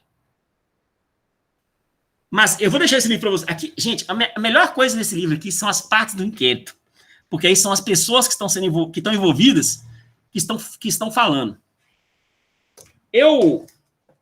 Então, eu quero só para finalizar essa parte aqui, eu deixo para vocês aqui a minha conclusão sobre essa questão da criminologia verde, do crime do colarinho verde, e um outro movimento que eu acredito que vai ser o grande movimento na área ambiental dos próximos anos, que é o ecossocialismo. O ecossocialismo está crescendo muito nos últimos 3, 4, 5 anos. Muito em conta pelo trabalho de uma menina que tem aí na internet, que até ela é doutora, ela chama Sabrina Fernandes. Mas a Sabrina Fernandes, ela está ajudando a traduzir vários livros sobre ecossocialismo. E, gente, o ecossocialismo, o livro que eu posso deixar aqui a dica para vocês, que talvez vocês gostem, é o mais fininho de todos, que são algumas palestras. O que é ecossocialismo, do Michael Levy, né? Michael Levy. Vou deixar para vocês aqui. Esse livro aqui, gente, ele tem uma pegada muito interessante, Gustavo. Por quê? Você lembra que você falou da questão do que tá punindo o rico e não tá, porque preservava a questão ambiental lá há 100, 200 anos atrás, a floresta era da coroa. Se saqueasse lá, o ouro era de Portugal, o ouro nosso é da União, né? A pessoa consegue, mas assim, vejam que o próprio direito minerário atual é assim, né? O ouro é da União. Manter essa estrutura de concessão, né? Você pode explorar com concessão. Você tem que ir lá no DNPN. Você vai no DNPN e pede uma pesquisa, né? Para você ter... Mas olha... Sabe-se que, por exemplo, na Paraíba tem a turmalina, né? Que é cara como pedra. E determinadas áreas são ricas. Mas as concessões só foram dadas para 3 exploradores. Porque, como a gente não sabe, né? o subsolo paraibano está todo dividido para 3 pessoas, né? 3 empresas, 3 grandes. Aí você tira como isso é complicado, né? Assim, em termos de... E daí o que se pode gerar. Porque aí nessa exploração de subsolo, quer ver um desastre recente que está ocorrendo? A Braskem lá em Maceió, Alagoas, né? Na retirada do Salgema, né? Está fazendo desaparecer, né? 4 bairros urbanos estão afundando. 60 mil pessoas foram deslocadas nos últimos 5 anos, né? Não estão nas suas casas, e a indenização das casas tarifadas não corresponde ao valor real da casa. Casa que custava 300 mil, indenizada aí por 60, 80 mil reais. Está compreendendo que o drama é grande. E aí a forma como é que a gente controla essa exploração também dos subsolos, né? De como isso... e como se promove. Aí porque o pessoal fala, não, vamos construir sobre barreiras também. Por que é que se autoriza essa construção no Nordeste em solos de falésia ou barreiras? Porque, por exemplo, aqui a gente tem um bairro em João Pessoa que é totalmente ocupante da falésia. Se não ocorrer, eu quero estar enganado, mas se em 50 ou 60 anos não se repetir ali no altiplano algo muito semelhante ao que está ocorrendo no Farol e no Pinheiros, lá de Alagoas. E isso sem precisar de exploração, porque aqui se autoriza perfurar poços artesianos, todo mundo tem sua aguinha, mas cada prédio daquele com 60, 40 andares com poço numa área de barreira, vai cair, meu amigo. Vai ver. Eu quero estar enganado, mas dá 50 anos para frente. Eu sou morador de casa no altiplano, espero que não vai cair na minha cabeça, mas a gente chegou agora, mas a hora, inclusive, para incluir os presentes aqui em nossa sala virtual. Agradeço aqui pelas várias colocações. Possivelmente vai ter, mas já tem aqui o Paulo, que logo vai ter uma pergunta, né? Eu sempre digo, nada tem prático melhor do que uma boa teoria, de certa forma, né? E a pergunta é, de certa forma, o que essas teorias sobre green collar crimes realmente podem oferecer? Eu pessoalmente, a gente gosta muito dessa análise econômica, porque se a gente vai, por exemplo, dizer, nós temos mercados ilícitos, e a gente foca, por exemplo, naqueles que são os fornecedores, na oferta, a gente vai ver que a gente criminaliza o pobre, né, que vai tirar, de certa forma, mas a justiça não chega perto das empresas, dos verdadeiros traficantes, né, dessas espécies que nós temos. Por outro lado, isso também seria muito utópico, na verdade, acreditar que a gente possa educar a sociedade que gera essa demanda, né? No sentido de agora logo se tornar ecossocialistas. Isso será muito difícil de fazer. Então, o dilema, de certa forma, continua. Talvez o Paulo tenha uma pergunta ou até crítica ou observação nesse sentido. Você pode falar ou jogar uma pergunta aqui no chat. Boa tarde a todos. Eu tenho 3 perguntas, 2 para o professor Lélio e uma para o professor Gustavo. Professor Lélio, a gente vê que diariamente princípios como prevenção, precaução e o próprio estudo de impacto ambiental, que é exigido pela Constituição, muitas vezes são deixados de lado, né? Então, assim, qual a relação entre a livre iniciativa econômica e a criminologia verde no tocante ao dano ambiental? É a primeira pergunta. Já a segunda pergunta é essa questão que o senhor fala do tráfico de animais silvestres e aquelas pessoas que criam animais silvestres, né? Eu vejo, por exemplo, que determinadas sentenças, elas são mais danosas, né, ao animal, por exemplo, porque, pegamos um exemplo, aquele animal que está com uma pessoa por anos e anos, se ela for incorporada novamente ao ambiente florestal, ela, consequentemente, vai ser ou vítima de caçadores ou de outros animais. Ela vai ser uma presa, né? Então, como o Ministério Público tem se posicionado sobre isso? É a segunda pergunta.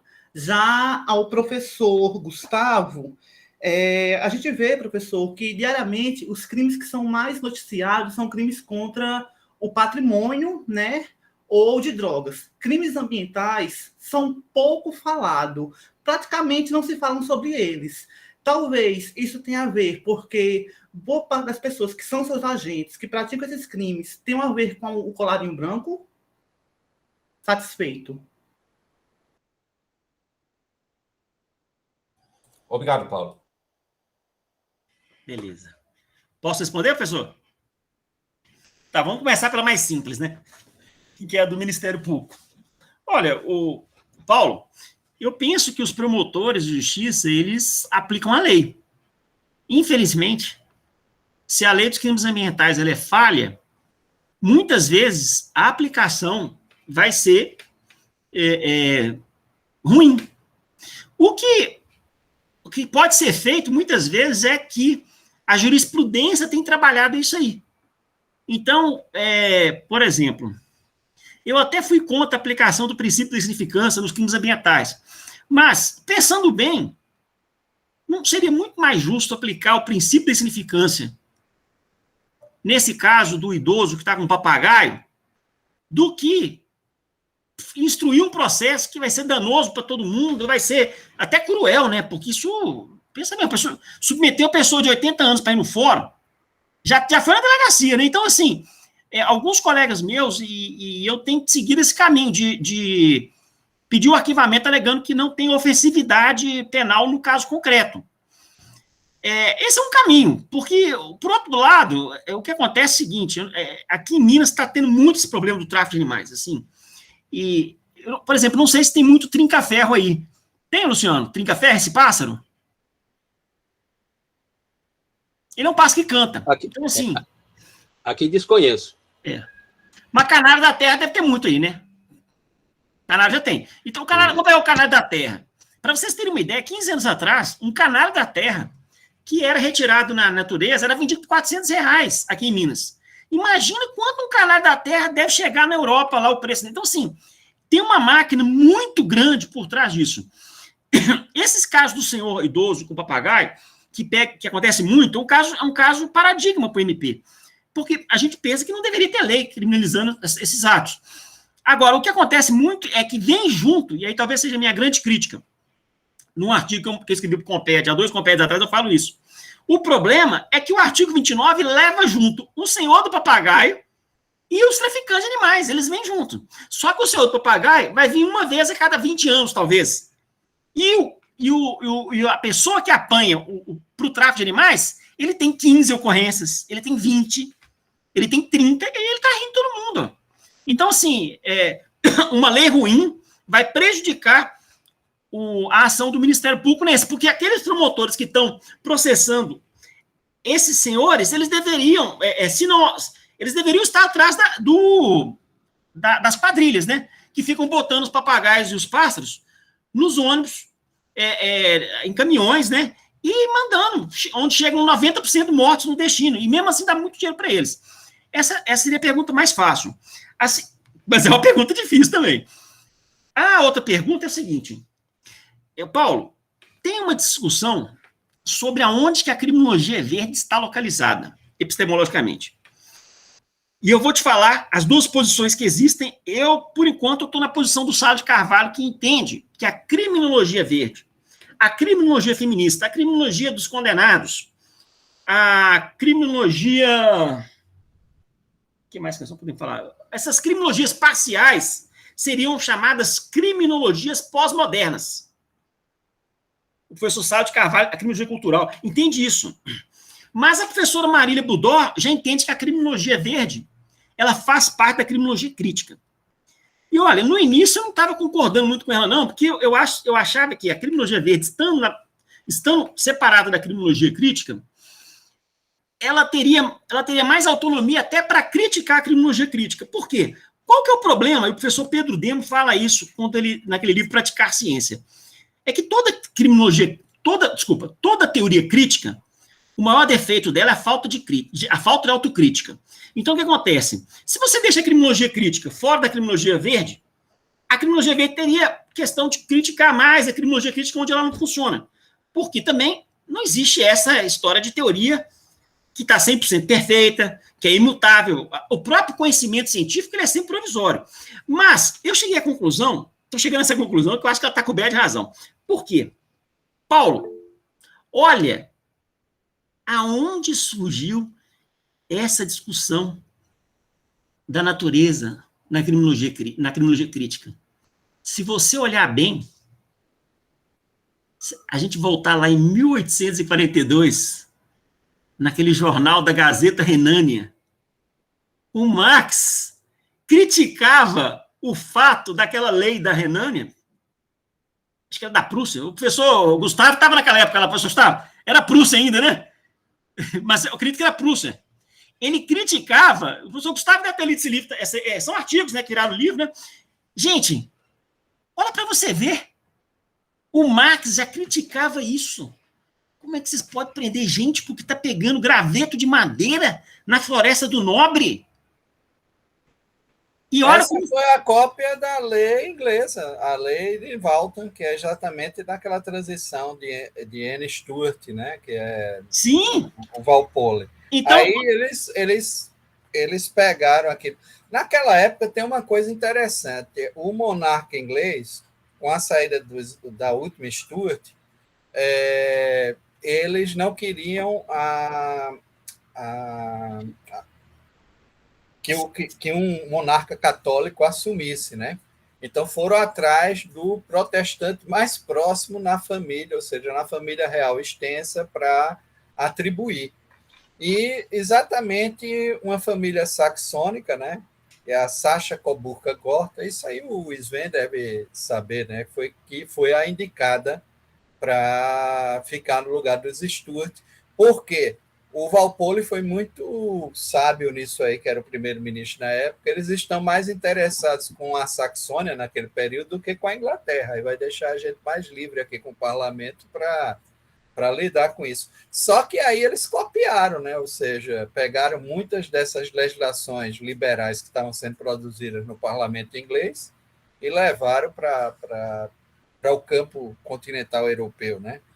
E aí o Marx já pegou uma norma que realmente já tinha sido testada e aprovada pelos liberais, né? Que era essa lei negra de Walton, que era exatamente isso, reprimir quem pegava graveto na floresta. Quem pegasse graveto na floresta eram 50 tipos punidos com pena de enforcamento. Um deles era esse.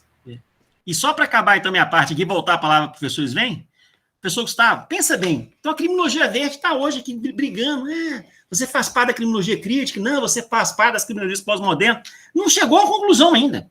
Provavelmente os americanos da criminologia verde lá não vão querer ser criminólogos críticos, porque a criminologia crítica é minoritária lá nos Estados Unidos. Mas, olha, pensa bem, quando o Marx falou isso lá na Gazeta Renânia, e lá, tempos depois, quando como é que chama o companheiro do Marx lá? O Engels, né? Engels. Juntou lá o Capital 3, e lá tem um artigo que fala de uma expressão que eu acho fantástica, e eu quero encerrar aqui para falar com vocês, que é a ruptura metabólica. Gente, o sistema todo nosso é feito para destruir a natureza.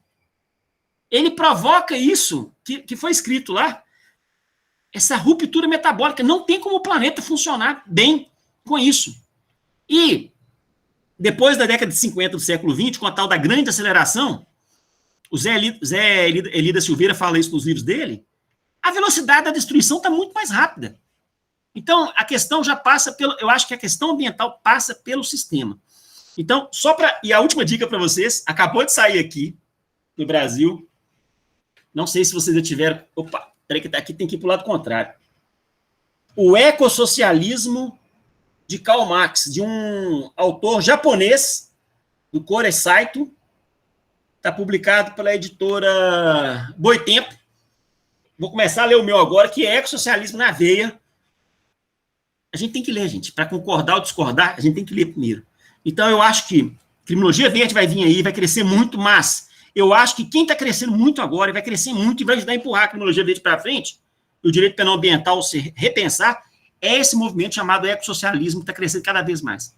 Volta a palavra, professores, vem. Bem, tem aqui a Natália, que também tem uma pergunta. Boa tarde a todos.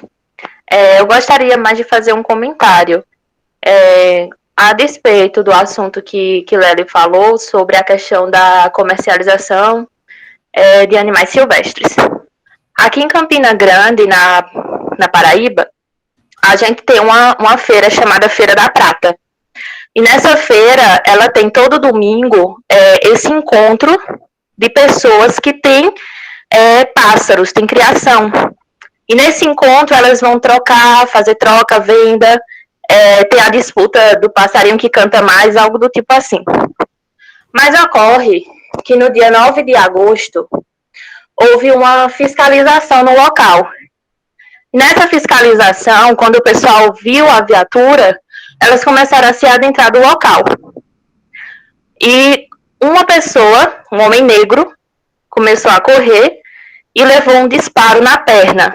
Ele estava de costas.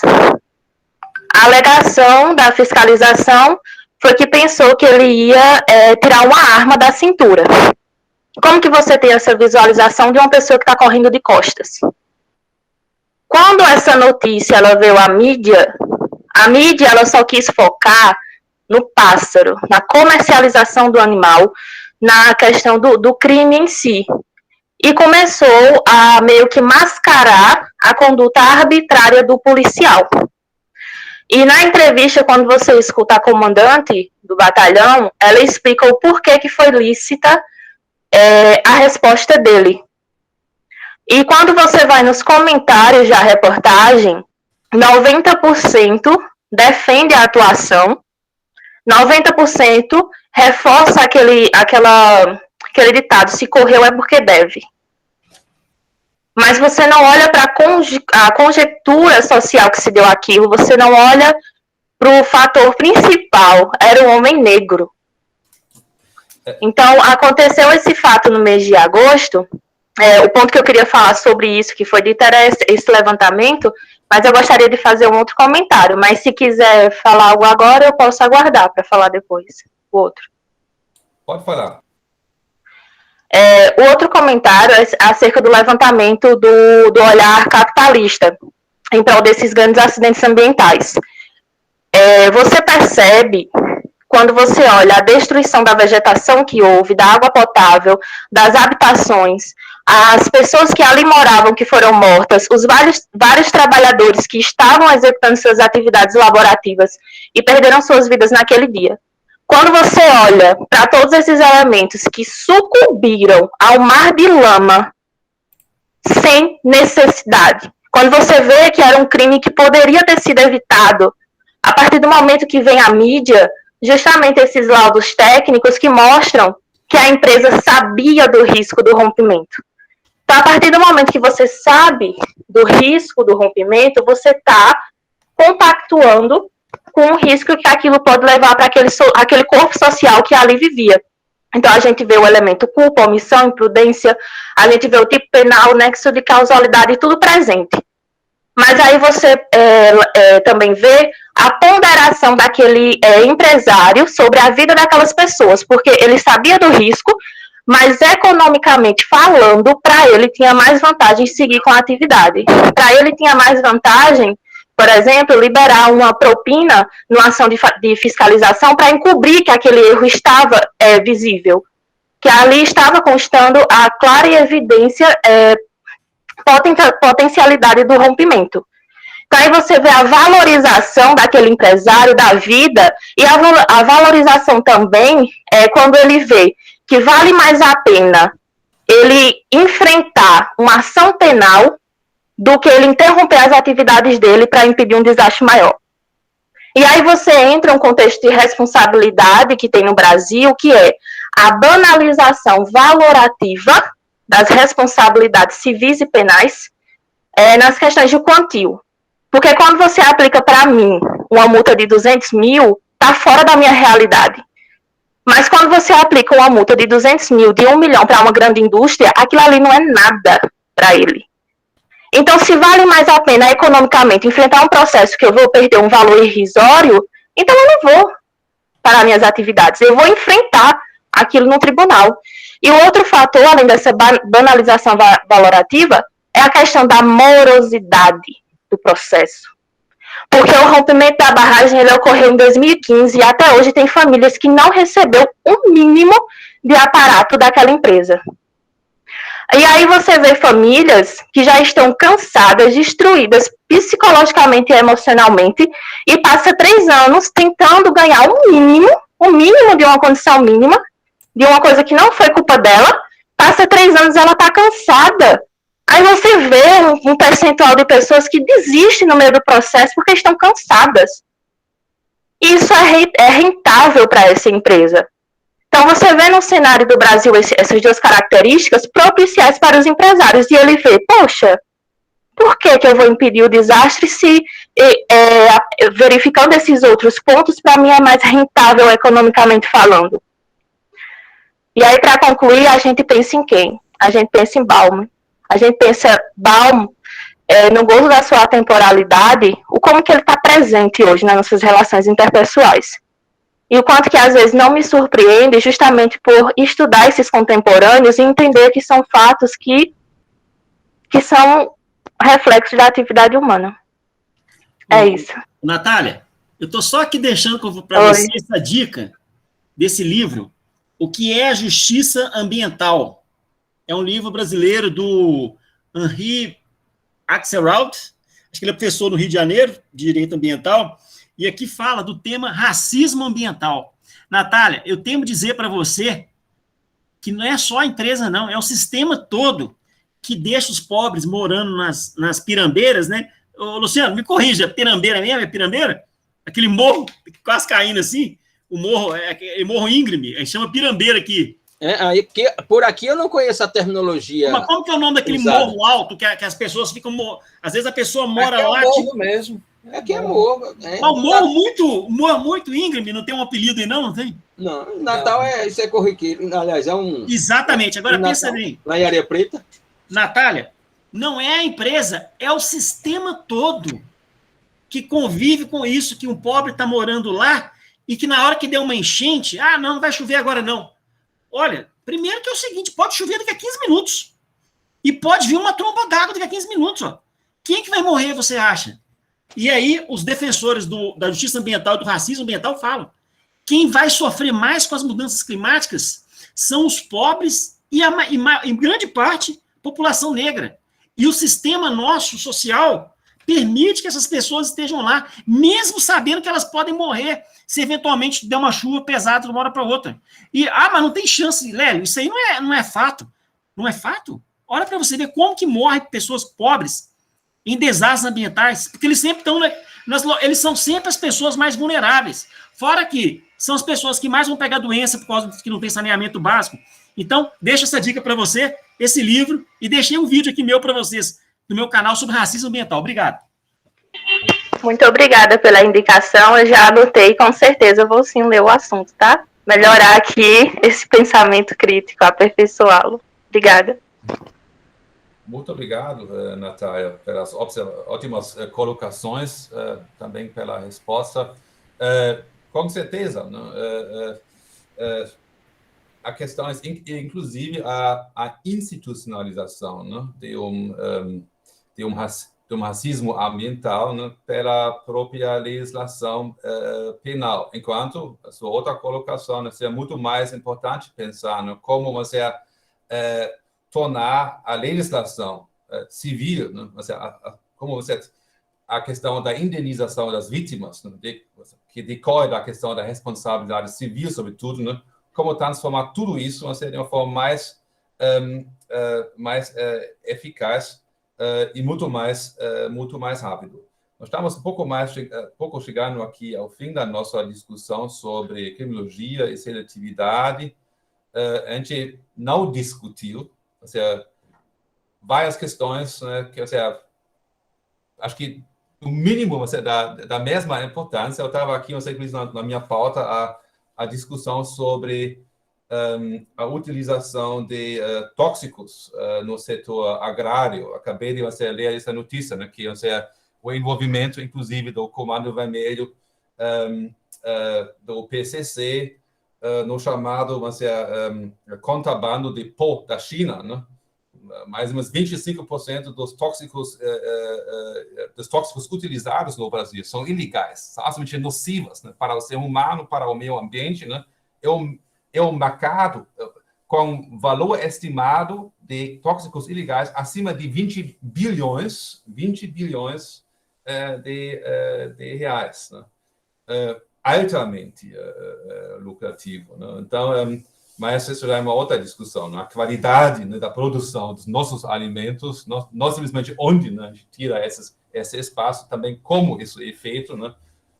Então, nós podemos, de certa forma, observar... Professores, vem. Só para você ter ideia como que a coisa é grave nisso aí que o senhor está falando, o senhor usou a expressão que a gente usa, agrotóxicos. Mas quem está do lado de lá não usa essa expressão. Tem uma outra expressão, defensivos agrícolas. Inventaram isso aí. Dá para o senhor? O legal dos defensivos agrícolas é que, por conta do defensivo agrícola, aí você vai comer o orgânico pensando que está salvo, mas ele vai pela água, né? E a água que você, mesmo com orgânico, você está com a água contaminada por organoclorado e por todo esse tipo de agrotóxico e alcança aquilo que você está comendo, né? Eu estava até me lembrando de um tio meu que dizia: o caba come hoje o tomate para se livrar do câncer de próstata e pega uma leucemia, né? Ou seja, o problema só está sendo trocado de rótulo, mas a doença ela chega de um jeito ou de outro. Somente aqui para realmente concluir, eu acho que todo mundo que participou está entendendo que essa discussão sobre criminologia crítica, criminologia verde, né, é uma discussão não simplesmente de uma enorme relevância prática, de enorme importância social, mas também acadêmica, mas que existem muitos campos de pesquisa que ainda precisam ser ocupados. Então, a gente conseguiu, de certa forma, nessas 2 horas, né, oferecer algumas pistas, né, muitas indicações de livros pelo professor Lélio. Por isso, agradeço imensamente aqui pela presença. Só queria fazer uma menção. O Paulo me parece que tocou numa questão do estudo de impacto ambiental, do relatório Sim. de impacto do meio ambiente, e é uma discussão antiga, Paulo, essa questão da prevenção, né, sobre a questão do princípio da precaução e da prevenção, e até acho que as empresas, minimamente, Lélio, hoje elas têm conseguido lidar com esse problema. O problema é a fiscalização das execuções. Não é tanto o estudo, porque você pode registrar lá um projeto e o projeto está beleza, né? Totalmente adequado a tudo que foi demandado. Mas, na prática, ela foi executado. Isso Marlene sabe mais que eu, que ela é engenheira, né, de formação. Ela sabe o que é que ocorre muitas vezes nesses setores. A gente registra o projeto, mas a execução não é feita de acordo. E já se sabe, ou por um aprendizado social, que aí vem a perspectiva que você colocou, por que não somar isso na análise macro da criminalidade econômica? Porque há um aprendizado social para isso. Ou seja, você aquela ideia lá da Sutherland, né, do social learning. Os grupos aprendem a lidar com determinadas atividades econômicas, já sabendo como é que vão processar para que isso se torne mais lucrativo. Então, você já sabe, por exemplo, como maquiar uma fiscalização dos bombeiros, maquiar uma fiscalização lá do órgão ambiental, e isso tudo vai reduzindo os seus custos de produção, e é um aprendizado comum do grupo de construção civil, do grupo de supermercados, do grupo, ou seja, eles sabem como lidar com tudo isso, né? Então, esses estudos às vezes são feitos, mas não existe fiscalização ou controle na execução. E aí esse é o problema, né? Ou seja, você nunca vai fechar. E para terminar, eu me preocupo, sim, com todos esses dados, inclusive pelo que o professor Lério colocou. Os mais pobres serão sempre os mais afetados com toda essa questão do dano ambiental, do dano ecológico. Mas eu acredito que a gente tem que repensar também os espaços urbanos, né, nessa perspectiva, ou seja, de lançar mais projetos para uma ecologia urbana, desde a questão de quem fornece às cidades, né, as condições, né, de alimentação, de mantimentos e etc., até mesmo ao território, as ocupações, a maneira como a gente ocupa e como a gente fornece essas condições de habitação. É por isso que eu acho que esse direito urbano, esse direito que surge por uma demanda também de movimentos sociais urbanos, né, é relevante a gente falar isso, né? Não sei se futuramente a gente vai chamar isso de ecossocialismo urbano, não sei, né? Mas essas demandas que surgem sobre o que é esse espaço público no campo das grandes cidades, né, num futuro muito próximo, vai estar nos afetando, né? Ou seja, isso é muito importante que surjam a partir da pressão desses movimentos sociais. E é por isso que eu não vejo só como uma questão distante de educação, Sven. É um aprendizado que todos nós também estamos aqui produzindo. Isso vai acabar, de certa maneira, afetando o nosso cotidiano, vai gerar algumas práticas e algumas normas que vão lidar, né, nesse cotidiano.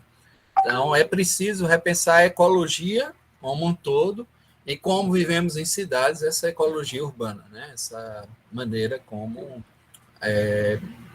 a cidade lida com tudo isso, né? Antes de emitir aqui as palavras de agradecimento e fechar tudo, eu sou de uma das regiões mais populadas, mais industriais e, na minha época, quando eu era criança, mais poluídas do mundo. Lá no Rio Reno, perto de Düsseldorf, nem tinha como pensar, nadar naquele rio poluído pela indústria de Baia, onde estavam uns 15 mil trabalhadores, dia e noite trabalhando. Isso é uma cidade onde não tem universidade. Eu tinha problemas respiratórios para caramba. Eu vi, os pais, meu pai faleceu, outros pais faleceram, nem chegaram perto de 60, às vezes 70 anos naquela cidade. E hoje, isso é uma notícia animadora, de certa forma. Você vai lá, você vai ver que existe salmão, que você vai encontrar um país em que existe outra vez o lobo, o urso, a foca no mar. Isso significa que o ser humano, e inclusive o empresariado, esse é um ponto muito importante. A gente não vai, na minha opinião, se a gente criticando os empresários, a gente não vai chegar longe. É uma coisa que tem que avançar, porque o modelo que a gente está vivendo é um modelo capitalista e muito difícil de alterar. É possível, de certa forma, alterar uma economia, né, para uma economia verde.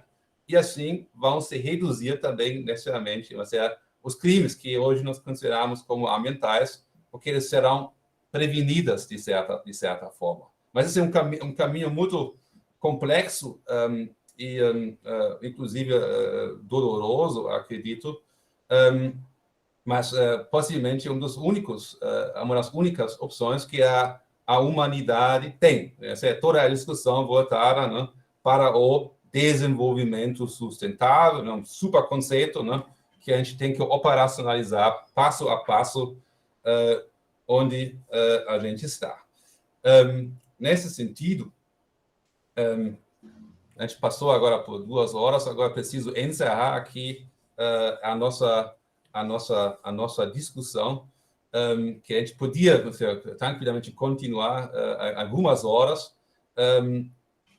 Primeiro, muito obrigado por todos que participaram, inclusive aqui da audiência, com perguntas. Outra vez, aqui, recentemente, a coordenadora do programa de pós-graduação de nós, professora Marlene, aqui pelo espaço concedido. Gostaria ainda de agradecer aqui a participação do professor Luciano, mas, sobretudo, aqui os nossos dois debatedores, o professor Gustavo Batista e o professor Lélio Caião, aqui pelas excelentes contribuições. A gente tem muita coisa para pensar. Muito obrigado. Sim. Nesse sentido, será você, Marlene, que vai encerrar oficialmente aqui? Sim, como diz a história, eu abro e fecho. Beleza. Então, eu quero reiterar novamente os nossos agradecimentos em nome da coordenação do programa, agradecer a SVEM, que mediou muito brilhantemente essa roda de diálogos, ao colega Lélio, já posso chamá-lo de colega, dizer que os convites virão e virão em grande quantidade, porque a gente está firmando e consolidando aí essa parceria tão importante entre Paraíba e Minas. Apesar da distância geográfica, somos irmãos. E aí agradecer ao colega Gustavo, que também contribuiu muito para o debate, o professor Luciano, que entrou na roda também para brilhantar, e a todos os estudantes que estão aqui presentes, dizer, como Isvem falou, que a gente poderia dar continuidade a essa discussão por algumas horas, dada a importância da temática, né? Tem discente aí do mestrado que já está aguardando aí o dia 14, que me parece que é o debate que se aproxima da discussão da pesquisa dela, acho que é Emanuele.